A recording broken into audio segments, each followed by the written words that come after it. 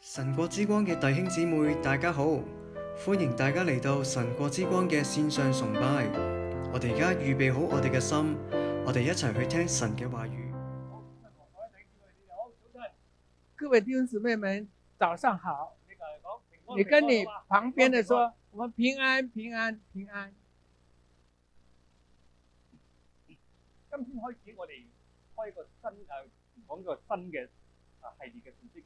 從今天開始，我們有一個新的系列的信息，就係敬拜。就是敬拜。敬拜係非常非常重要。敬拜是非常的重要，因為敬拜能夠將我哋帶去神嘅面前。因為敬拜能夠將我們帶領到神的面前。但係什麼是敬拜？那什麼是敬拜呢？好多人有唔同嘅諗法。很多人有不同的想法。有人話敬拜就係唱歌咯。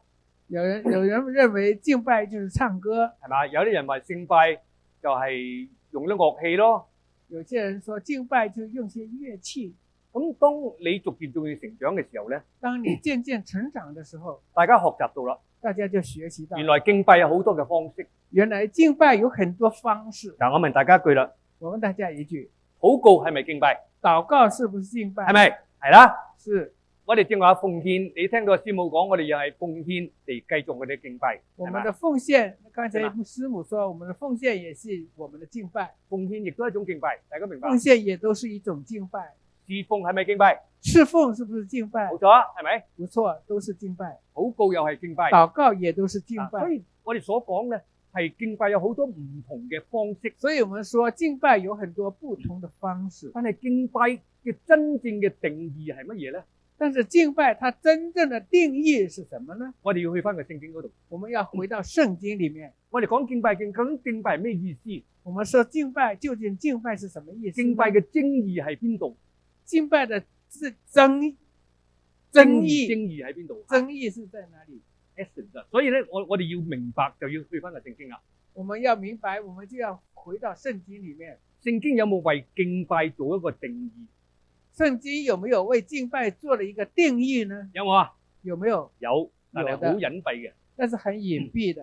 嗱，好啦，我問大家一句。我問大家一句。敬拜呢兩個字第一次喺聖經出現喺邊度？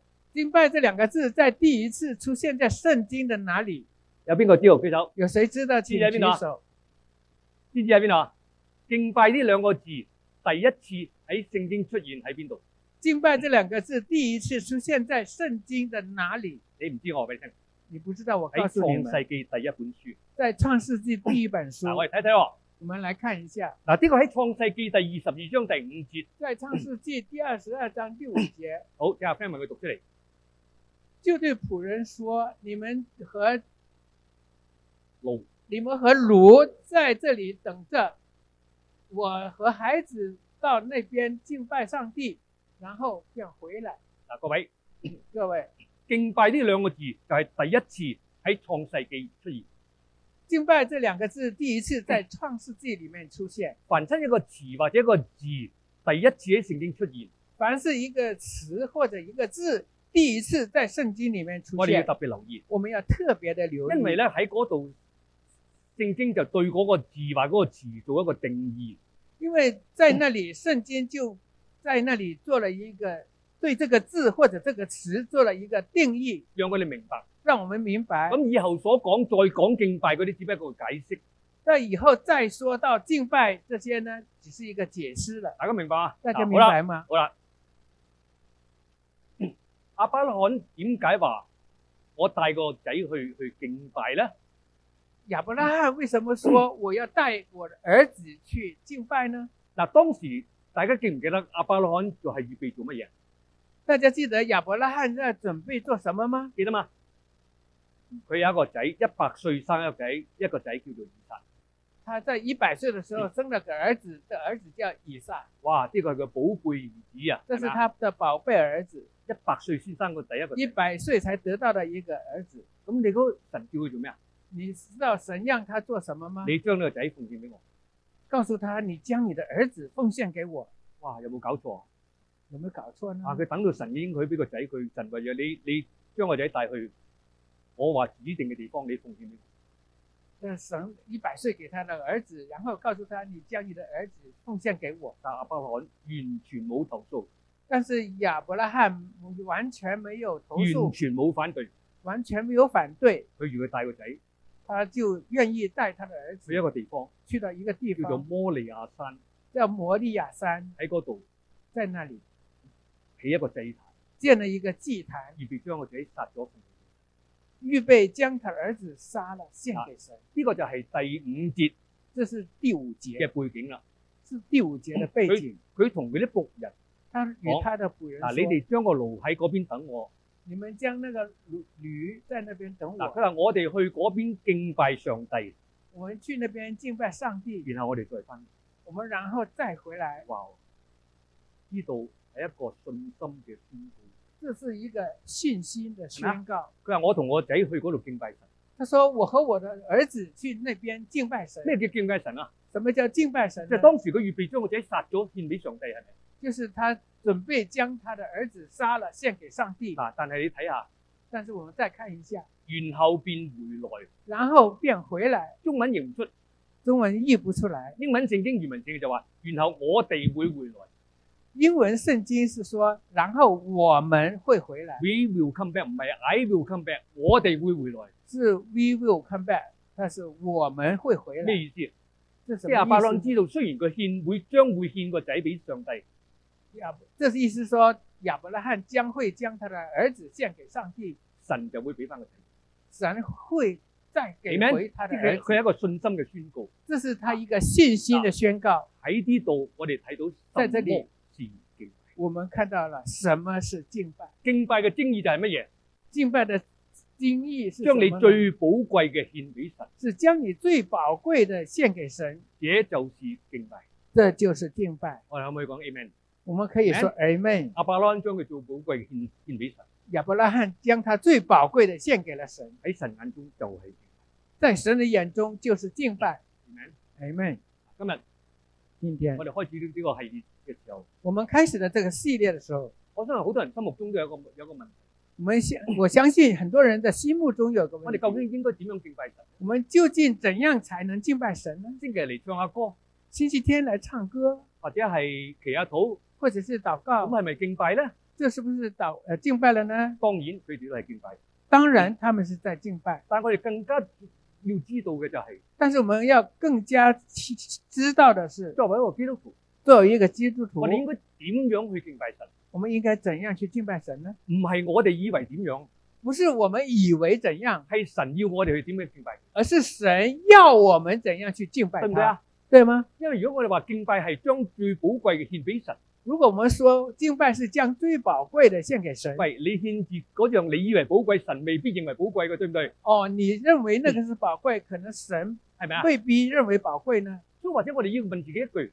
所以我們要問我們自己一句：神啊，我獻乜嘢俾你係你眼中看為最寶貴？神啊，我獻什麼給你，在你的眼中看為寶貴的呢？咁呢個就係同敬拜有關嘅。這就是與我們敬拜有關的。究竟我哋點樣去獻祭神先悅納呢？究竟我們該怎樣獻祭我們的神才悅納呢？好感謝主，很感謝主，喺聖經中神已經俾咗我哋。在聖經中神已經給了我們答案。呢個就係約翰福音第4章，這個在約翰福音第4章，就當神遇到去揾個撒瑪利亞婦人嘅故事，就是當神遇到找到那個撒瑪利亞婦人的故事，主就喺嗰段經文當中主就在那段經文當中啟示俾我哋知道，啟示給我們知道，我哋應該怎樣去敬拜。我們應該怎樣去敬拜神。大家記得撒瑪利亞婦人嘅故事嗎？大家記得撒瑪利亞婦人的故事嗎？耶穌專登去嗰度揾佢。耶穌專程去那裡找他。好啦，同佢見到佢之後，當見到他之後，首先叫佢俾啲水佢飲，先叫他給他點水喝。由呢個話題開始，由這個話題開始，佢耶穌同佢講呢個解釋活水嘅真理。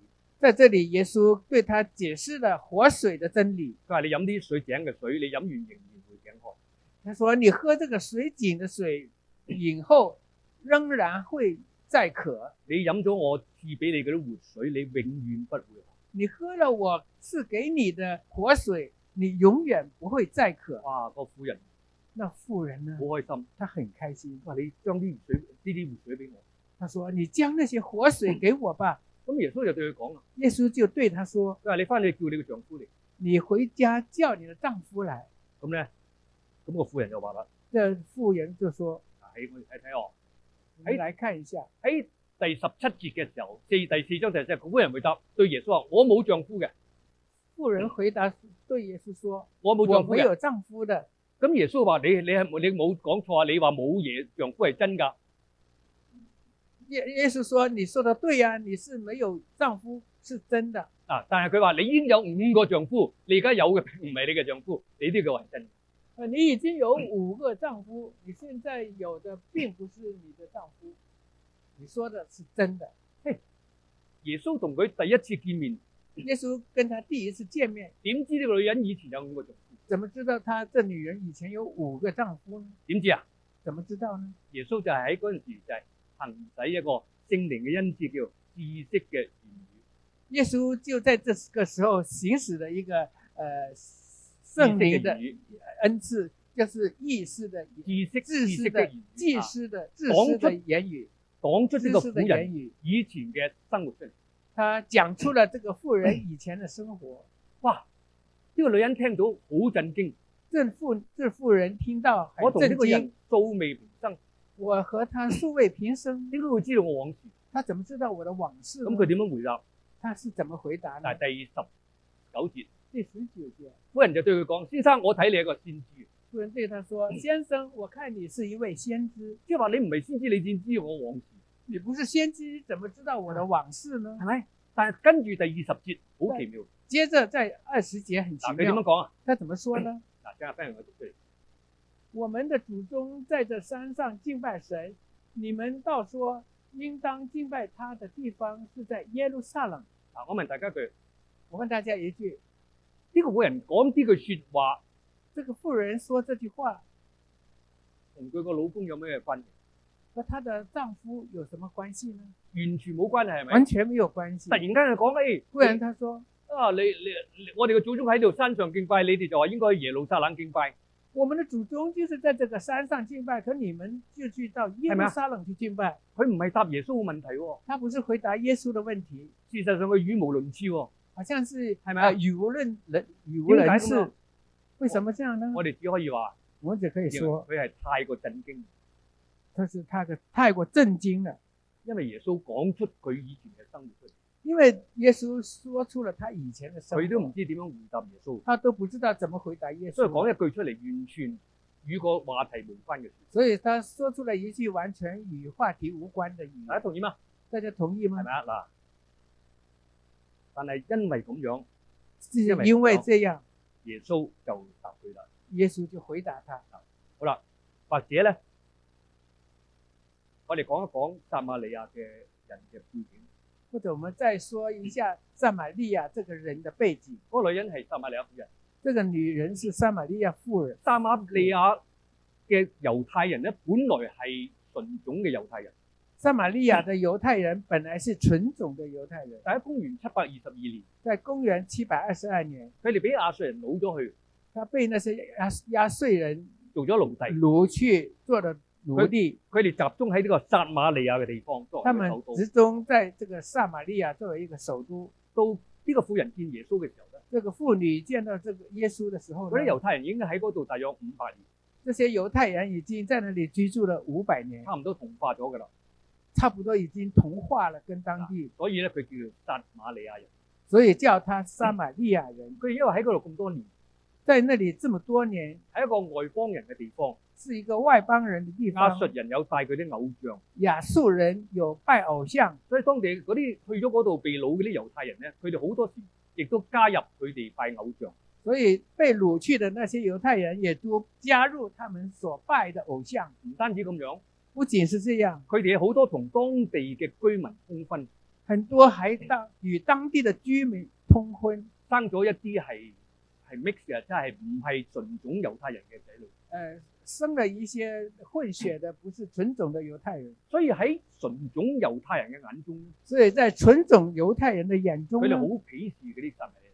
他們就很鄙視那些撒瑪利亞的佢哋人，唔喜歡，甚至好憎恨嗰啲撒瑪利亞人，所以他們不喜歡，甚至很憎恨那些撒瑪利亞人，因為佢哋覺得佢背叛咗神嘅耶和華，因為他們覺得他們已經背叛了耶和華，所以佢哋唔準嗰啲撒瑪利亞人去耶路撒冷敬拜。所以他們不讓那些撒瑪利亞人到耶路撒冷去敬拜。大家知道猶太人嘅歷史咧，大家都知道猶太人的歷史吧？佢哋一年最少3次要去耶路撒冷敬拜，他們一年至少有3次回到耶路撒冷去敬拜的，但係嗰啲撒瑪利亞人唔準去，但是那些撒瑪利亞因為人佢哋唔係不讓他們去，純種嘅猶太人，因為他們不是純種的猶太人，冇辦法啦，這沒辦法佢，哋只能夠喺自己撒瑪利亞地方咧，他們只能夠在他們自己撒瑪利亞的地方，在一個山上叫，做基利暗山就在基利暗山， ，Jerusalem 係喺嗰度起自己嘅聖殿，在他們在那裡建了自己的聖殿，喺嗰度敬拜神。在那裡敬拜神，佢哋仍然採用猶太教嘅方式敬拜神，他們仍然採用猶太教的方式來敬拜神，但係好多溝亂咗嗰啲異教嘅敬拜已經。但是已經混入了很多異教的敬拜的方式。所以呢個就係呢個婦人回答耶穌基督嘅原因。所以這就是耶穌那個婦人回答耶穌基督的原因。嗱，佢話你哋猶太人喺耶路撒冷敬拜，我哋喺呢個山上敬拜。他說：你們猶太人在耶路撒冷敬拜，我們就在這個山上敬拜。好啦，呢個叫誤打誤撞啊！這叫誤打誤撞。佢答一個無厘頭嘅嘅答案，但係因為咁樣，我哋今日學識怎樣去敬拜。他給了一個無厘頭的答案，可是我們今天學習到了，學會了一個叫任何地方都的敬拜。嗱，我睇下耶穌點樣回答佢喎啊！我們看耶穌是怎麼回答。大家留意聽哦。OK，大家留意聽。OK，第21節、22節，在22節，你們所敬拜的，你們不知道；我們所敬拜的，我們知道，因為救恩是從猶太人出來的。Amen。嗱，喺呢個耶穌嘅回答當中咧，我哋學到2個敬拜嘅重要原則。在耶穌的這個回答當中，我們學習到了2個敬拜的原則。我哋而家明白乜嘢叫做敬拜。現在我們明白了什麼叫敬拜。第一個原則就係敬拜唔係着重地點。第一個原則是敬拜不着重地點。對純種猶太嚟講，耶路撒冷係佢嘅聖地。在純種的猶太人來說，耶路撒冷是他們的聖地。佢哋一定要喺耶路撒冷。他們一定要在耶路撒冷敬拜。對嗰啲撒瑪利亞人嚟講，佢嘅聖地就係基利暗山。這對那些撒瑪利亞人來說，他們的敬拜的地方就是在基利暗山。佢哋一定要喺嗰度敬拜。他們一定要在那裡敬拜。但係從主嘅回答，但從主裡的回答，我哋學到啦。我們學習到並不是地方。敬拜並不是地方。第二樣嘢，第二件事，敬拜並不着重儀式。敬拜並不着重儀式。今日我哋好多基督徒。今天很多的基督徒，我哋話如果唔彈呢個organ， 我哋就唔可以敬拜。我們今天很多說，我們今天不彈那個樂器彈琴，我們就不能敬拜。我哋唔唱嗰啲傳統嘅聖詩就唔係敬拜。我們不唱那些傳統的聖詩，我們就不是敬拜。有啲人話唔係喎。有些人說不是，我要彈吉他喎，我要彈吉他，我要打鼓喎，我要打鼓，咁先係敬拜喎，這才是敬拜。但係喺度主話俾我哋聽，在這裡主告訴了我們，敬拜並不是地點，敬拜並不是地點，敬拜並不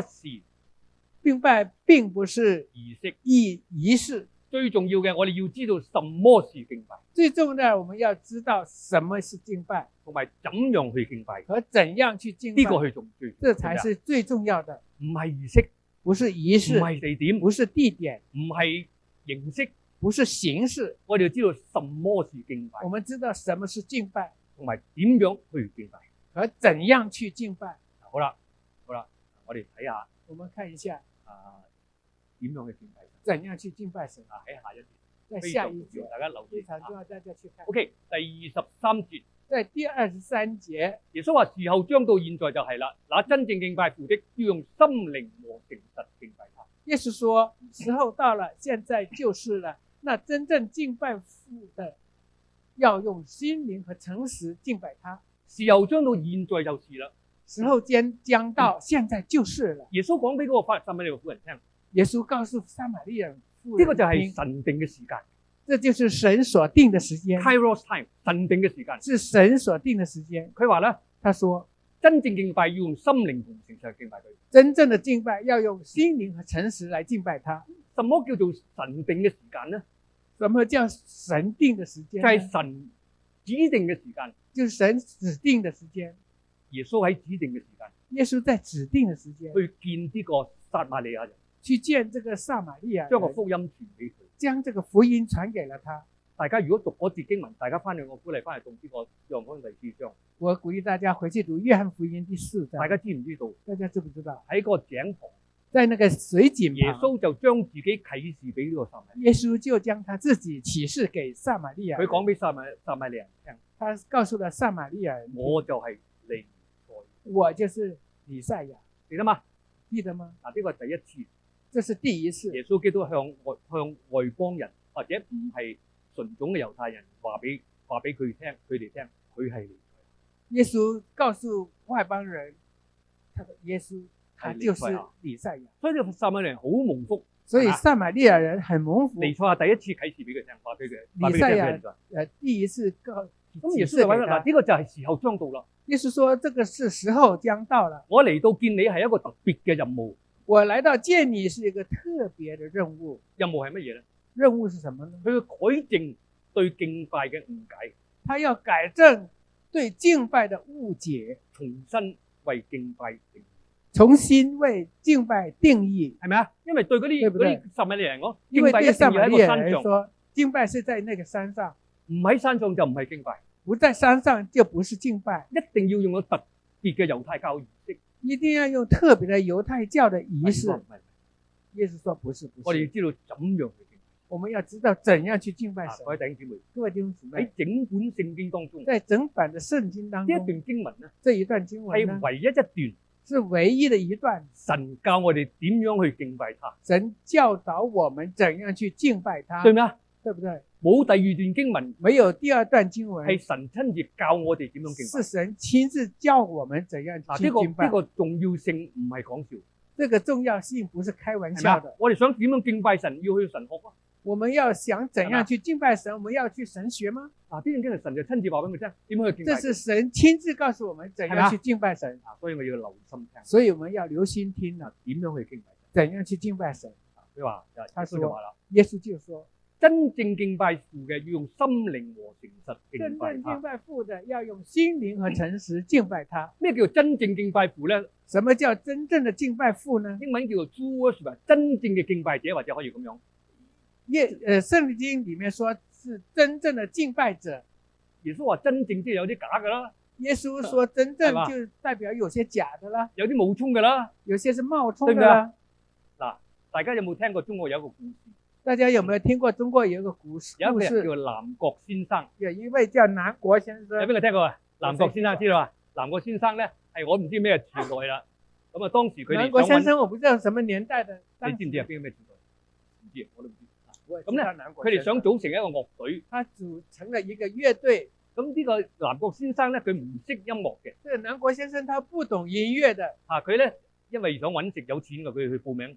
他因為去參加這個音樂，他有錢的，他要找錢。咁好簡單啫，一班人有啲打鼓或者有啲吹笛，有啲係打琴。很簡單，很多人嘛，有打鼓的，有敲鑼的，有吹笛子的。咁呢個南國先生好似係吹笛嘅。這個南國先生就是好像是去吹笛，人吹佢就吹咯，人吹他也吹。佢根本唔識音樂嘅，他根本不是懂音樂。但係一大班人之中咧，在這一大群人當中，個領隊聽唔到噶嘛？那領隊他聽不到，唔知佢唔識吹噶嘛？不知道他不會吹的嘛？後尾先揭發，原來呢個人唔識音樂。後來有人揭發他，原來這個人不懂音樂。咁佢就叫南國先生，他就叫南國先生。即係話啲人咧係根本冒充嘅。他是冒充的。有一句成語叫濫竽充數了。我相信有好多人，我相信很多人都是南國先生，根本唔懂乜嘢敬拜，不懂什麼叫敬拜，係咁意，就是隨便的，隨便嘅所以我哋咧敬拜嘅時候咧，我哋睇到，所以敬拜時候我們看到有啲人唔係真正敬拜，有些人不是真正敬拜的，插個手落個袋，手放在褲兜，翹起個手，翹着手，啊，三天望地又仰天望啊，地的，好似敬拜，好像是很像其實個在敬拜。心就係屋企只貓食餵咗未？其實他心裡還想着家裡的貓餵了沒有，呢啲並不是真正嘅敬拜。這些就不是真正的敬拜。喺呢個耶穌話俾我聽，在這裡，耶穌告訴我們，真正嘅敬拜者，真正的敬拜者，佢係用心靈同埋誠實去敬拜。他是用心靈與誠實來敬拜。好啦，嗱，誠實呢兩個字，誠實這兩個字呢，我自己個人意見，我覺得譯得唔係好好。個人認為他譯得不是很好。嗱，誠實英文係 honesty 啊，即係誠實啦，誠即係唔實就是講大話啦。 honest，就是不要說謊言。嗱，誠實呢個字咧，其實喺希臘原文當中咧，叫誠實做這個 aletheia。字在希臘文當中呢叫 aletheia， aletheia， aletheia 有兩個譯法， aletheia 有兩個譯法，第一個係真理，一個是真理，第二個係誠懇。第二個是誠懇。所以我覺得咧，如果譯咧，我哋就用呢兩個字，我們要用這兩個字，真誠係更加好嘅譯法，真誠才是更加好嘅。貼切的譯法，即係話用心靈同埋真誠去到敬拜神。就是用心靈和真誠來敬拜。啊，好啦，我哋首先講過呢個我們再說這個，講過呢個真誠。我們先說真誠。耶穌話講嘅真誠呢，我們說的真誠呢，就係敬拜嘅內容。就是敬拜的即內容。係我哋要知道我們要知道用乜什麼去敬拜我哋嘅天父，用什麼來敬拜我們的天父，敬拜嘅內容敬拜的內容。係我哋要知道，我們要知道，唔係敬拜神用世界嘅方法，敬拜神不是用世界的方法唔，係用人嘅智慧，不是用人的智慧唔，係用世界嘅道路，不是用世界的道路，唔係用世界認為好嘅，不是要用世界認為係好的，好受歡迎嘅，是很受歡迎的，就用嚟敬拜神。就用來敬拜神。唔係，不對，我哋不是要用真誠、真理同埋誠懇我嚟到們要用敬拜神。真理與誠懇來敬拜神。好啦，你或者唱首歌，或者你唱一首你想歌，表達你想表你對神達嘅愛、你對神嘅心。神的愛，對神的心。我哋個個都想表達我哋對神嘅愛，係咪？我們每個人都想表達我們對神的愛。有一首歌好出名嘅，有一好受歡迎，首歌很出名，很受係鄧很受歡麗君唱迎，嘅是鄧麗君唱的。月亮代表我的心，有冇月亮聽過？代表我的心。咁或者一個敬拜，我哋可唔可以禮拜日攞嚟呢度唱？月亮代表我的心。有人敬拜的時候，我們可以星期天拿來唱嗎？月亮代表我的心。我答案唔得，我的答案是不可以。我哋係人嘅，那是人的想法。我哋用真理去敬拜，我們要用真理來對嘛？唔敬拜神，係人嘅諗法，不是人的想法，唔係世界認為歡迎嘅，不是世界認為受歡迎的。我哋一定要用真理我們一定要用真理去敬拜神。去敬拜神。為什麼？為什麼呢因為？呢個神親自講噶嘛，因為這是神係咪親自說的，我哋用真理去敬拜佢嘛。我們要用真理來敬拜好啦他。，什麼是真理？那什麼是真理呢？睇下喎。我們再來看一下，我哋真理，我哋講嘅內容，真理係什麼咧？我們來看一個內容，真理是什麼呢？嗱，主要我俾咗答案我哋主義學給了我們一個，喺約翰福音17章17節，在約翰福音16章17節，當耶穌對天父嘅禱告嘅時候，在耶穌對天父禱告的佢話：時候，求你用真理使他們成聖，他說：求你用真理使他們成聖，你的道就你的道就是真理。嗱，各位聽住，各位聽着，當我哋用真理敬拜神嘅時候，當我們用真理敬拜神的時候，我哋敬拜嘅內容咧，我們敬拜的內容呢，一定係要基於聖經，一定要基於聖經，係嘛？因為聖經就係真理，因為聖經就是真理。呢個係我哋係唱歌，我們是唱歌，我哋係祈禱，我們是祈禱，我哋都用實踐呢個真理，我們都要實踐這個真唔理，係關於我，不是關於我，係關於神，而是關於唔神，係自己嘅中心，不是自己的中心，係神嘅中心，而是神的唔中係心，集中喺我嘅需要，神啊，我要乜嘢，我要乜嘢，我要乜嘢，不是集中在我的需要，神啊，我要什麼我就什麼，問下神，我們要問神，你要些什麼？你要些什麼，對嗎？對嗎？所以我就話點解所以我月亮代們就說，表我的心，我哋唔月可以用亮嚟敬拜月亮代表我們的心，我們不可以用來敬拜。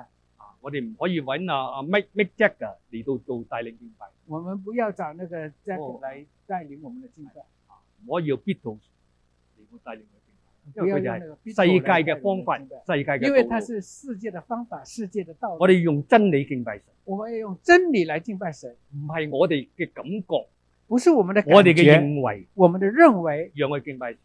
讓我們在敬拜的時候我哋集，中喺神嘅我們要榮耀、集中在神的榮耀、神嘅華美，神的華美，因為我哋敬拜嘅係至高聖潔的神。因為我們敬拜的是至高聖潔的神可唔。可以講 Amen？可以說 Amen Amen 嗎？我哋知道我哋敬拜嘅對象我們知道我們敬拜的對象一個只有一個，唯一嘅真，唯一的真神，神係真理，神對嗎就是真理，所以我哋要用真理去敬拜。所以我們用真理來敬拜呢個就係耶我們的神，穌嘅意思，這就是耶穌的意思，用真理去敬拜。用真理來敬拜神。第二，第二，誠懇啊，誠懇，誠懇係我哋嘅態度，對嗎？誠懇就是我們的態度。我哋敬拜嘅時候一定要全心全意，我們敬拜的時候一定要全心我哋唔全意的，係喺度做戲，我們不是在這裏表演，我哋唔係喺度擔天望地，我們不是在仰天望地。或者我哋敬拜嘅時候，可能我哋舉起嘅手，敬拜的時候，或者我們舉起我們的手，但我哋心喺非洲嘅森林入邊，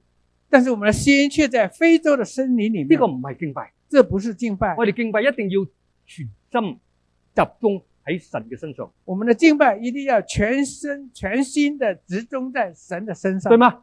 對嗎？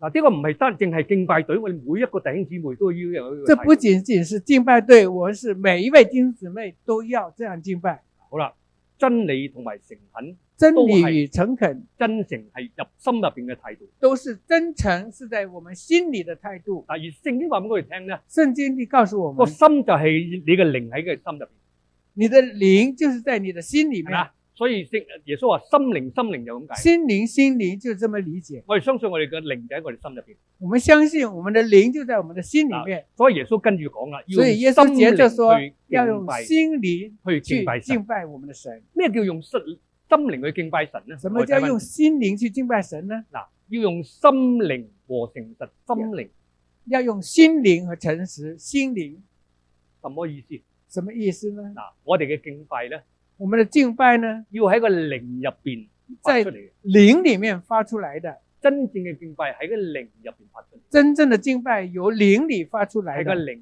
帶領，是的靈帶領着的。對唔對？啊，咩意思咧？什麼意思呢？嗱，無論你當你敬拜嘅時候，無論當你敬拜的時候，心靈嘅敬拜可以係代表一種我哋係用靈歌嚟敬拜神。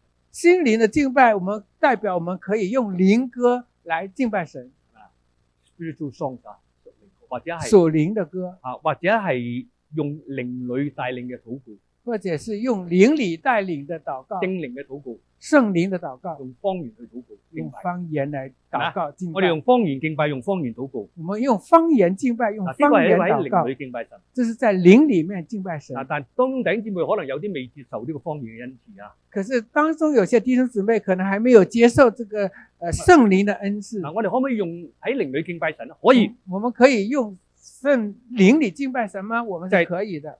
當你用被聖靈帶領，你入邊嘅靈帶領嘅時候，當你被聖靈，我們裡面的靈帶領的時候，我哋可以用悟性去敬拜。我們可以用我們的悟性來敬拜。唱歌用華語、用廣東話都得。唱歌用華語、廣東話都可以。我哋可以敬拜神。我們可以敬拜神。我哋可以喺聖靈帶領之下，用悟性去祈禱。在聖靈帶領之下，用悟性來祈禱。嗱，呢個就係心靈敬拜嘅意思。這就是心靈敬拜的意思。心靈個靈個相反係乜嘢？靈嘅這個聖靈心靈，這個靈的相反係咩啊？是什麼呢？肉體，對唔對？肉體係嘛？靈同肉體係對抗嘅。靈與肉體是對抗的。嗱，主叫我哋用心靈敬拜神。主叫我們用心靈來敬拜神，即係話咧，也就是說，我哋唔好用肉體去敬拜。我們不要用肉體來敬拜神。肉體敬拜神係魂嘅意思，即係自己嘅意思。肉體敬拜神是魂的意思，就是自己的意思。有些人敬拜，可能佢唱歌好聽，可能他唱歌很好聽，哇，敬拜大聲唱，敬拜很大聲的唱，驚人唔知道佢唱歌好，擔心別人不知道他唱歌唱得好。當然我哋可以大聲細聲，呢個隨你嘅。當然我們可以大聲小聲。但係當你大聲唱好似表演嘅時候，就唔係。可是當你大聲唱好像表演的時候，就不是敬拜，又不是敬拜了，對嗎？你用肉體去表演，你是用肉體來表演的。嗱，耶穌話肉體係冇益。耶穌說肉體是無益的。Amen。所以主喺度俾我哋兩個好重要嘅關鍵，主給了我們兩個很重要的關鍵。喺心靈用心靈敬拜神。第一是要用心靈來敬拜神，第二，第二用真誠去敬拜。用真誠來敬拜神。為什麼咧？為什麼呢？好簡單，很簡單，耶穌講咗俾你聽。耶穌告訴點解了我們我哋要咁樣去敬拜？為什麼我們要這樣去敬拜神睇落？我們再來看，所以我哋聖靈帶領嘅敬拜，靈歌靈裏嘅禱告就係心靈啦嚇。聖靈帶領的敬拜，靈歌靈裏的禱告就是心靈。OK，嗱，點解我哋要心靈誠實敬拜神咧？為什麼我們要以心靈誠實來敬拜神呢？兩個原因。兩個原因喺呢度。咧，主話咗俾我哋聽。這裡主告訴了我們，因為父要這樣的人敬拜他，神是靈，所以敬拜他的必須用心靈和誠實敬拜他。兩個原因。第一個原因，第一個原因，因為係天父尋找咁樣嘅敬拜者。因為天父要尋找這樣的敬拜者，天父要尋找真正嘅敬拜者。天父要尋找真正的敬拜者。當我哋學習成為一個真正嘅敬拜者嘅時候，當我們學習到成為一個真正的敬拜者的時候，將來一日，將來有一天，你上到天堂，你上到天堂，神可能揀選你做天上嘅 choir 嘅樂隊嘅合唱團。神可能揀選你成為天上的合唱團，同嗰啲天使天軍一齊敬拜神。和天使天軍一起敬拜神。有冇人想加入天上嘅合唱團啊？有啊。有誰想加入天上的合唱團的？呢個冇，因為億萬人神唔係揀所有人㗎。因為億萬的人，神不是揀選所有的人的。天上嘅樂隊，天上的樂隊個資格係乜嘢？他的資格是什麼呢？你一定要係真正的敬拜者。你一定要是成為真正的敬拜者，神就揀選你。呢個第一個原因，這是第一個原因。第二個原因呢？第二個原因，耶穌講得好清楚。耶穌清楚地說，神是靈，神是靈，所以敬拜佢必須用心靈和誠實。所以敬拜他的一定要心靈與誠實來敬拜他。好簡單，因為神係靈，因為神就是靈，靈只能夠與靈溝通，對唔對？靈只能夠與靈溝通。嗱，所以咧，當喺舊約之下咧，大祭司入咗至聖所嘅時候，所以在舊約的時候，大祭司進入至聖所的時候，佢唔敢講嘢，他不敢說話，喺個靈度同神溝通。他在靈裡面與神溝通，靈只能夠同靈溝通，靈只能夠與靈溝通，正如水不能溝油，對嗎？正如水不能和油，對嗎？油同油可以溝，油和油可以和，水同油不能溝，水與油不能和，靈同魂不能溝，靈與魂不能和，靈同靈就可以契合啦。靈與靈就可以一起好啦，結合了。喺度問大家一句，問大家一句，咁係咪我哋唔可以舉起我哋手？我們是不是不可以舉起我們的手？唔可以用我哋感情嘅敬拜神，不可以用我們的感情去敬拜神，淨係用靈，只是用靈呢？咁我哋問啦，喂，我哋唔係咁屬靈嘅，我們不是那麼屬靈，我哋唔係咁屬靈嘅，我們不是那麼屬靈，我哋都係屬肉體嘅，我們都是屬肉體的，係咪？侵兩侵嘅係咪？我們就是有點一半一半的，一班嘅，對。咁我哋可唔可以用我哋嘅感情？用我哋身體去敬拜感情，我們的身體來敬拜神呢？絕對可以，絕對可以。我哋睇睇，我們再看一下《申命記》啊，《申命記》，《申命記》，《申命記》第6章第5節，《申命記》第6章第5節，你要盡心、盡性、盡力愛耶穌、愛耶和華你的神。呢個係最大嘅誡命，記唔記得？這就是最大的誡命。耶穌提過呢句嘅。耶穌提過這一句。盡心、盡性、盡力愛上帝你的神耶和華你的神。盡心、盡性、盡力愛主你的神，上帝你的神。嗱，我哋喺度又睇到幾個重要嘅屬靈嘅原則喎。我們在這裡看到幾個屬靈嘅原則。嗱，盡心就係用我哋嘅靈。盡心是用我們的靈，對唔對啊？個靈喺心入邊嘛。靈在心裡面。盡性呢？盡性呢？就係關於我哋嘅魂嘅。就關於我們的魂的。你英文呢就要 soul 即係魂咁解。soul 就是包括乜嘢咧？魂包括什麼呢？我哋嘅思想，包括我們的思想，我哋嘅感情，我們的感情，我們的意志。盡力咧？盡力呢？就係代表我哋嘅身體，就代表了我們身體，對不對？所以呢，我哋可以用我哋嘅魂去敬拜神。我們可以用我們的魂來敬拜我們的神。由魂開始，由魂開始，一路進入至聖所，一直進入至聖所。喺至聖所入邊，在至聖所裡面，我們的靈與神交通。好簡單，很簡單。佢先帶敬拜嘅時候，每一個敬拜領好袖隊。像chris弟我哋姐妹初初都係好帶領敬拜的時候，輕快嘅歌，對唔對？我們一開始都用很輕快的歌，我哋拍手，我們拍手，我哋舉手我們舉手，我哋讚美。我們讚美，啊，呢個叫外院的敬拜。這就叫外院嘛外院的敬拜，外院嘅。外院的好。啦，我哋由外院入去邊度咧？我們由外院進到哪裡呢？聖我所係咪們正進到了聖所裡面了。 ？Holy Sanctuary 喺聖所嗰度，喺嗰度在聖所那裡，我們係在那裡用我哋嘅感情，用我們的感情，啊，用我哋嘅心思用我們的心思去侍奉神，去侍奉神，去敬拜神，去敬拜神，對嗎？對嗰個嗎？係進一步嘅喎。這是已經進一步了，嗱，嗰度喺反映我哋嘅歌當中，這是在反映在我們唱的歌當中。我哋由快歌我們慢慢去慢有快歌，來到慢的歌，對嗎？咁如果我哋再進入嘅咧，我們再進入的呢，我哋就去到至聖所嘅喎。我們就去到了至聖所的了。喺至聖所入邊在至聖所裡面呢，就完全係聖靈帶領。完全是有聖靈的帶領的。你喺聖靈感動之下，你在聖靈的感動你會之下唱，靈歌，你會唱你要用靈歌，方言禱告，你會用方言禱告啊，呢個係完全聖靈帶領。這是完全由聖靈帶領。兩個禮拜之前2個星期之喺英文前，堂嘅聚在會，英文堂的聚會，嗰位帶領敬拜嘅，那位帶領敬拜的，我哋當時都係敬拜緊，我們當時在敬拜當中突，然間啊，忽然間呢，嗰個屬靈氣氛轉咗，那個屬靈的氣氛轉變了，聖靈喺嗰度動工，聖靈在那裡動哇，工，個個會眾都自發性咁樣敬拜神，每一個會眾都自發性的、當時好似自發性的敬拜神，好似混亂，好似好混亂，好像有點混亂，但係其實唔係，但不是，係聖靈帶領。是聖靈帶領。有啲人用方言禱告，有些人用方有言的禱人舉起告，手，有啲人跪喺度。有些人舉起手，有些人跪下來。我個孫當時咧，阿 Lucas 當佢係打吉他嘅，我的孫當時在打吉他的，佢後尾話俾我哋聽，後來他告訴我們，嗰段時間佢聽到嗰啲天使喺度唱緊歌。那段時間他聽到天使在唱歌，嗱，呢個就係喺靈裏入嘅敬拜，這就是在靈裡面的敬拜。所以我哋絕對可以用我哋嘅身體，我們絕對可以用我們的身體，用我哋嘅感情，用我們的感情，用我哋嘅心思，用我們的心思，用我哋嘅意志，用我們的意志，用我哋嘅靈去敬拜。用我們的靈裡去敬拜神。嗱，所以各位弟兄姊妹，所以各位弟兄姊妹我，鼓勵大家我鼓勵大家盡心、盡性、盡意、盡力去愛主我哋嘅上帝。盡心、盡性、盡意、盡力來愛主我們的神。喺敬拜當中咧，在敬拜當中呢，我哋放低一切嘅重擔，我們放下一切的重擔，盡心、盡性、盡意、盡力去敬拜。我們盡心、盡性、盡意、盡力的敬拜我們的神。我哋可唔可以講 Amen？我們可以說 Amen，Amen。 Amen。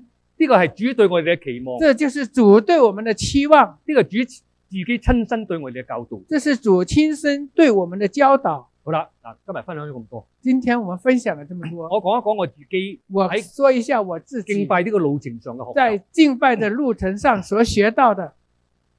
我喺一個傳統教會出身，我是在傳統的教會長大，非常非常傳統。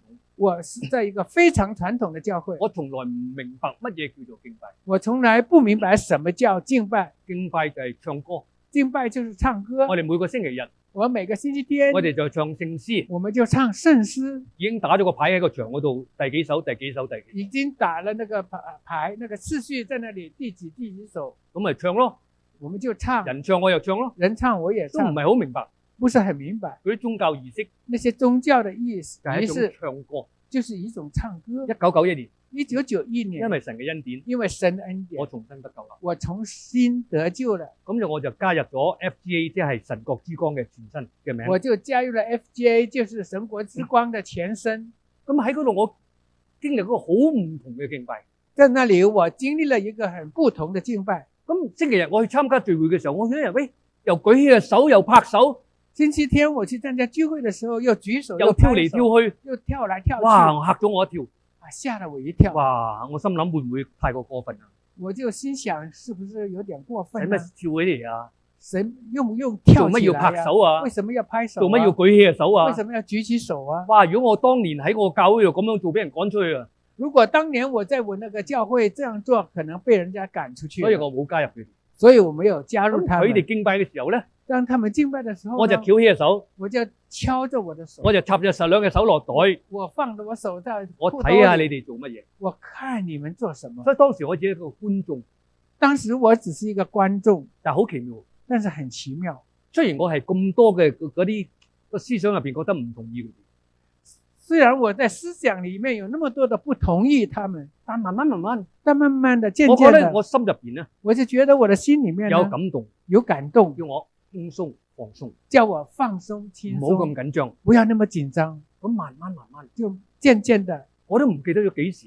我就忘了是什麼時候。敬拜時候我舉起個手喎，敬拜的時候我自然的舉起手來。敬拜時候我拍手喎，拍敬拜的時候我也拍掌了。敬拜時候我好似佢哋咁跳喎，敬拜的時候我也像他們一樣的跳躍。冇人叫我咁做，沒有人叫我這麼做，冇人強迫我，沒有人強迫我。但係我相信，但是我我相信，只係一個聖靈喺入邊嘅帶領，這是一個聖靈在裡面的帶領。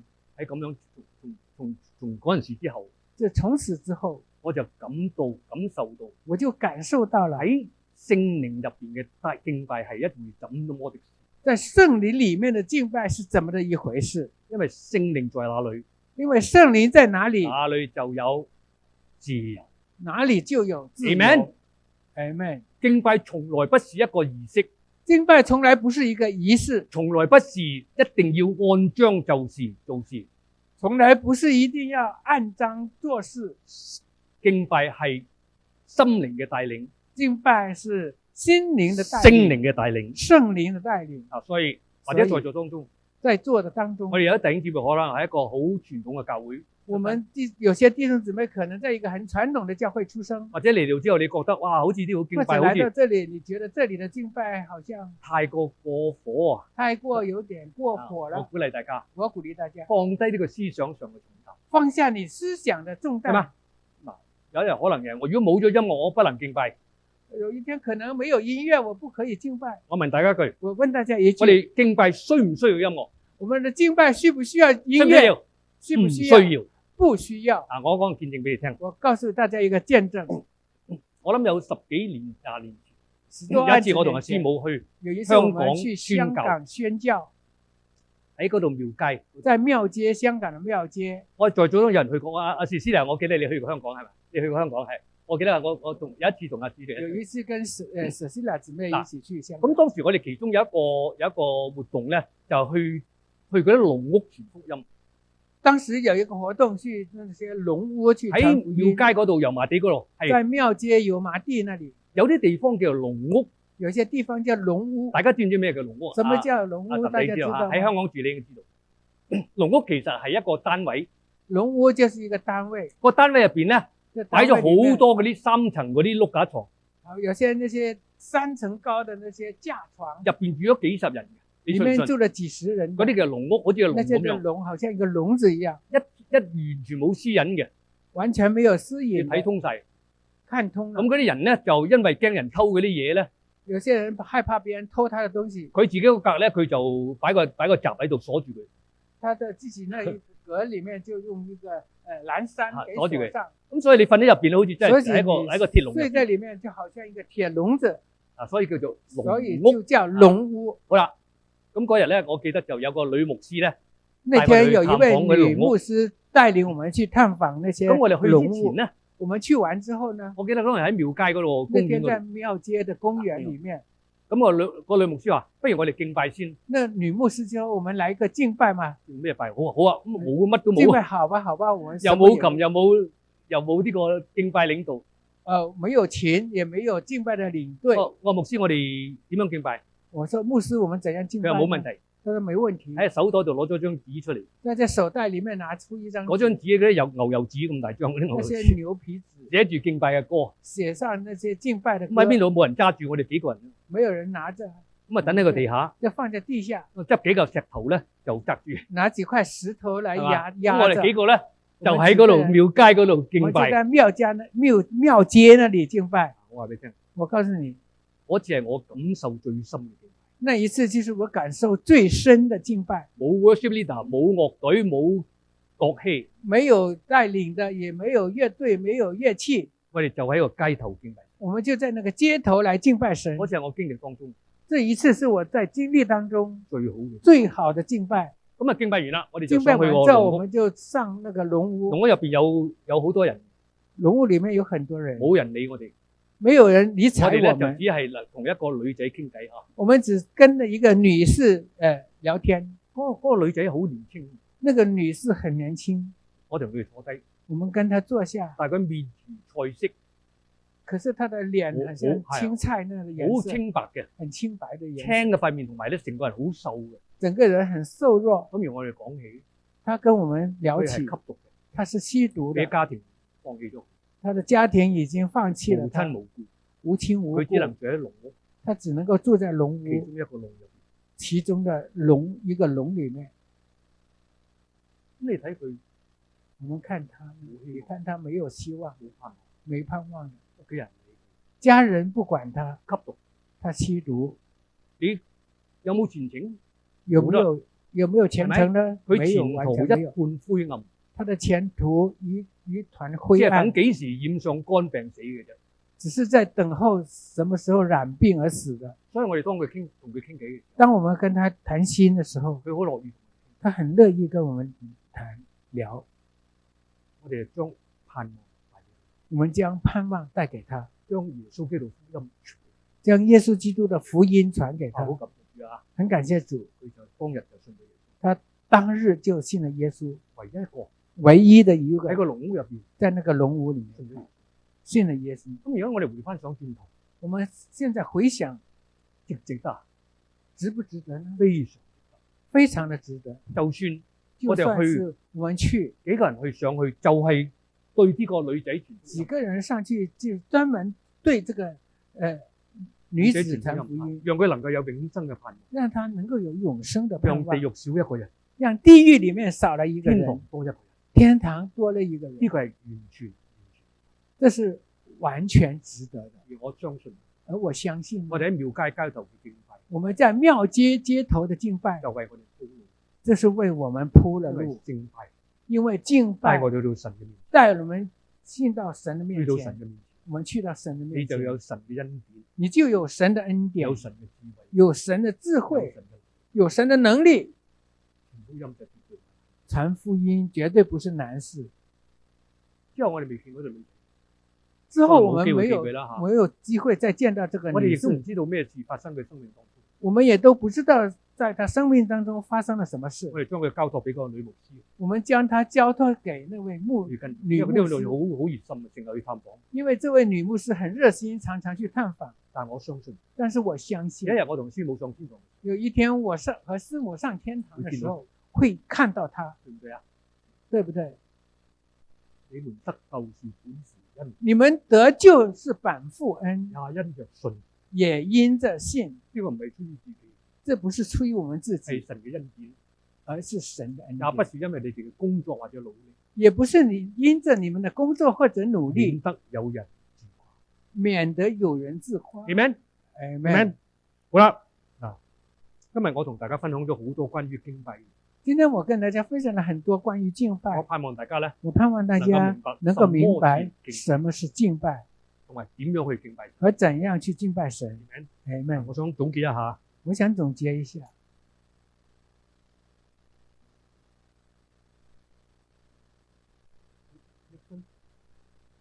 ，OK。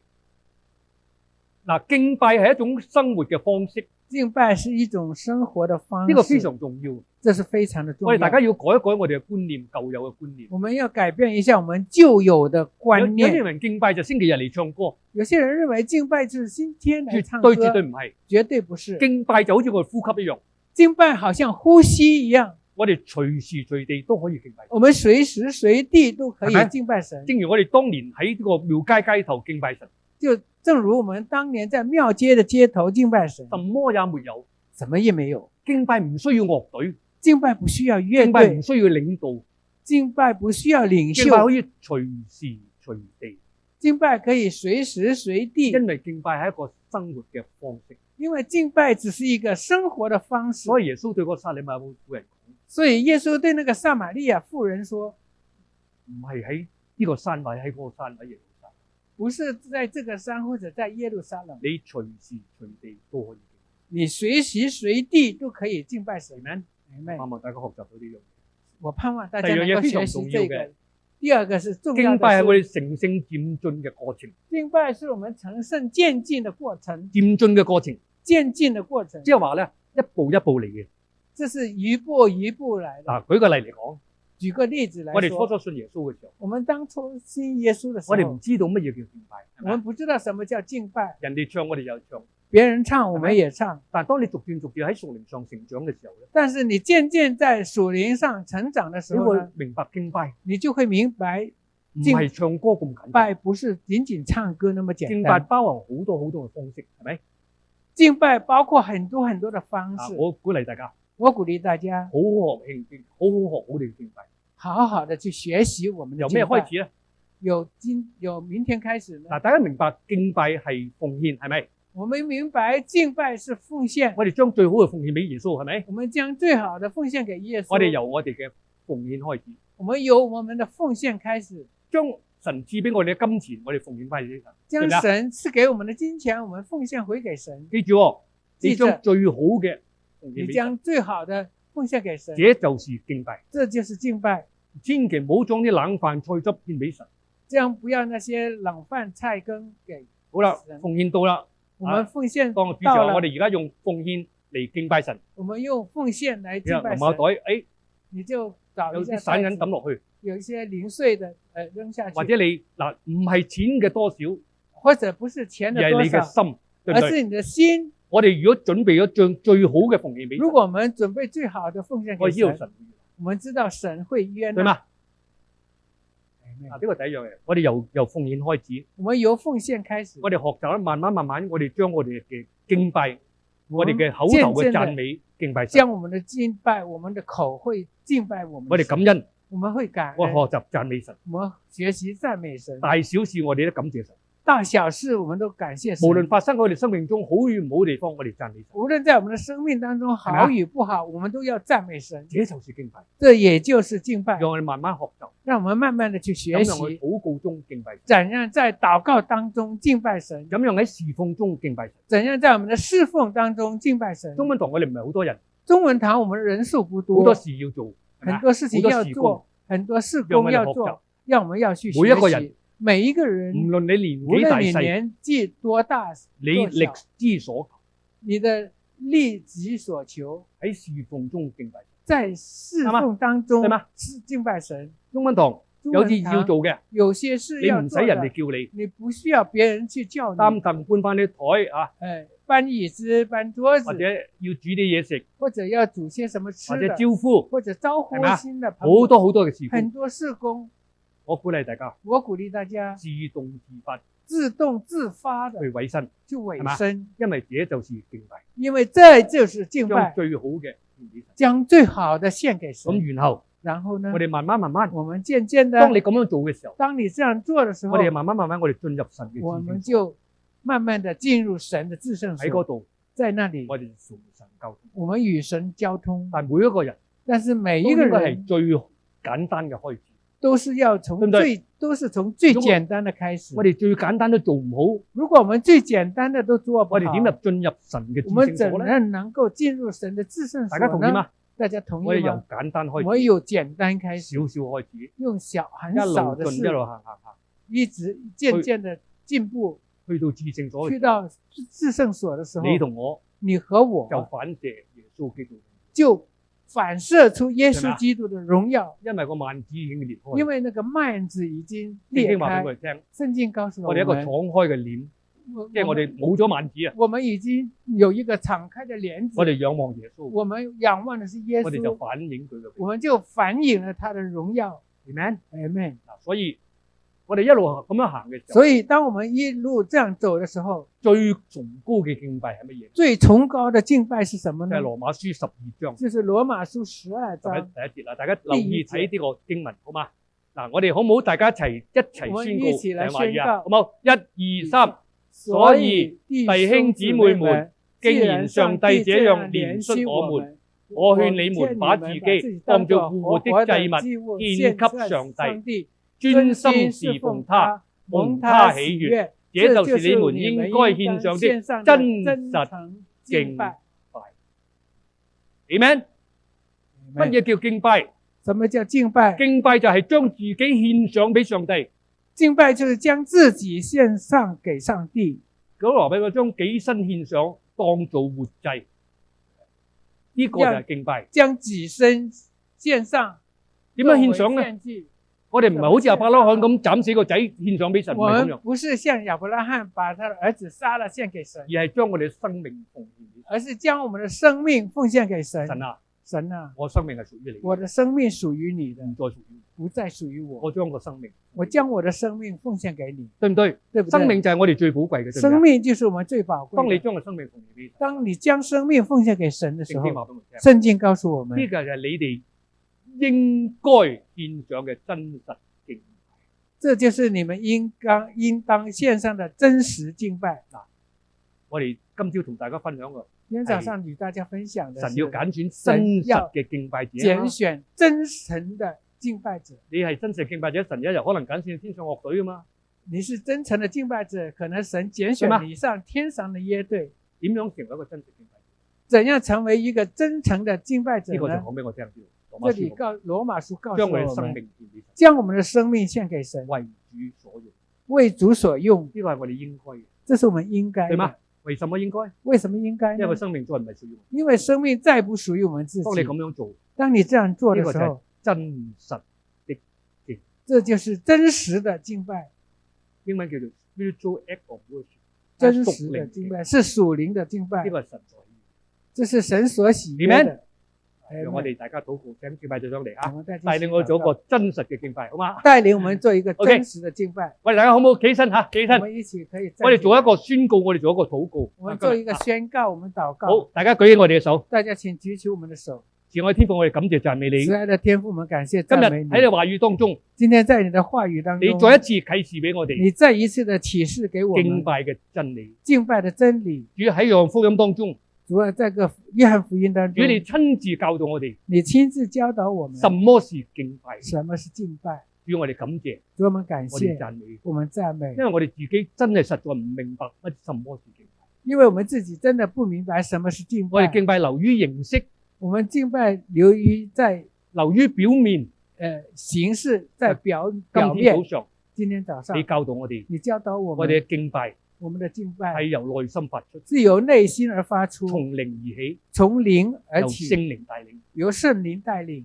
主幫助我哋各位弟兄姊主啊，你妹幫助各位弟兄姊妹重新開始。重新開我哋以前始，嘅錯誤，我們過以前的錯對誤，敬拜嘅錯誤嘅認識，對敬拜錯誤的認識求，主教導我哋，求主你教導我我哋們，犯嘅錯，我們所犯的錯，求主寬恕，求主你寬恕，幫助我哋幫助我們盡心、盡心、盡性盡性、盡意、盡意、盡力盡力的愛主我哋嘅上帝，愛主我們的上帝，敬拜至高嘅神，敬拜至高的神，幫助我哋學習，幫助我們學由習，小開始，由小開始，由我哋奉獻開始，由我們的奉獻開始，奉獻我哋嘅金錢，奉獻我們的金錢，奉獻我哋嘅時間，奉獻我們的時奉獻間，我哋嘅讚美，奉獻我們的讚美，奉獻我哋嘅侍奉，奉獻我們的侍奉，奉獻我哋嘅禱告，奉獻我們的禱告。與我哋慢慢主啊，我們慢慢的進入至聖進入所當中，至聖所當中，與主你與主你見面，我哋宣告，我們宣告聖靈在哪裏，聖靈在哪裡，哪裏就有自由。哪裡就有自由。今日求主釋放一切今天求主你釋唔放應該喺我哋一切心知不應當中嘅該在我們一身切嘅心當中營的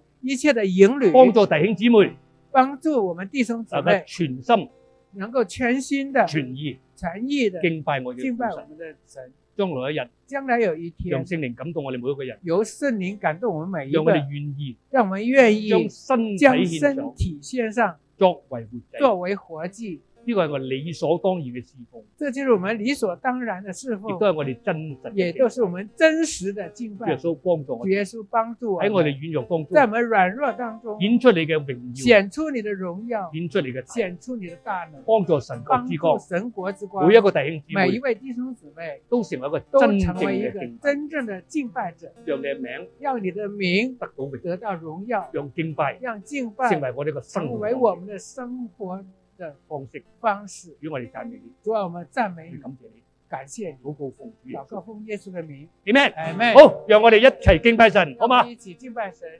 希望今日嘅講道祝福到每一位弟兄姊妹，約定你下個禮拜再見啦，拜拜。